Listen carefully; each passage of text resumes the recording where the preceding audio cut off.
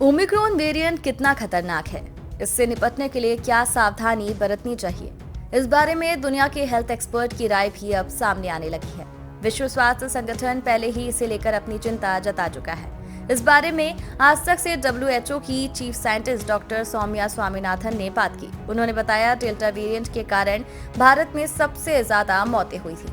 अभी इस बात की जानकारी नहीं है कि डेल्टा वेरिएंट से कितना खतरनाक है, ये कितनी तेजी से फैलता है, अभी इस बारे में पुष्टि नहीं हो सकी है।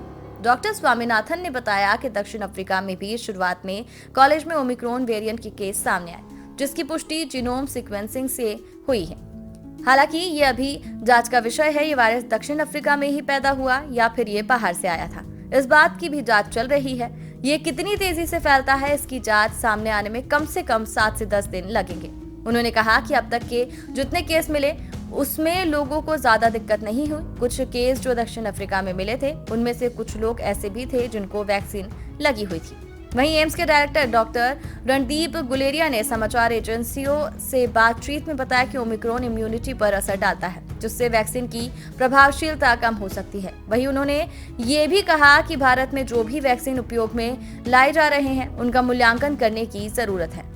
वहीं ICMR के मुख्य वैज्ञानिक डॉक्टर रमन गंगाखेडकर ने बताया कि ये नया वेरिएंट कितना खतरनाक होगा, इस बारे में अभी सबूत उपलब्ध नहीं है। हालांकि अभी शुरुआत में यही रिपोर्ट है कि इस वेरिएंट के कारण अभी अस्पताल में एडमिट होने की जरूरत नहीं है। उन्होंने कहा, माइल्ड लक्षणों को रोका नहीं जा सकता, ऐसे में वैक्सीनेशन जरूर करवाएं क्योंकि वेरिएंट लगातार आते रहेंगे। डॉक्टर फाउसी ने ओमिक्रॉन पर क्या कहा? अमेरिका के संक्रामक रोगों के विशेषज्ञ और व्हाइट हाउस के chief medical advisory doctor Fauci ने ओमिक्रॉन को लेकर कहा कि लोग वैक्सीन जरूर लगवाएं, हर तरह की परिस्थिति के लिए तैयार रहे। उन्होंने ये भी कहा कि लोग लॉकडाउन की बात कर रहे हैं, लेकिन इसके लिए सारे वैज्ञानिकों तथ्यों को देखना होगा।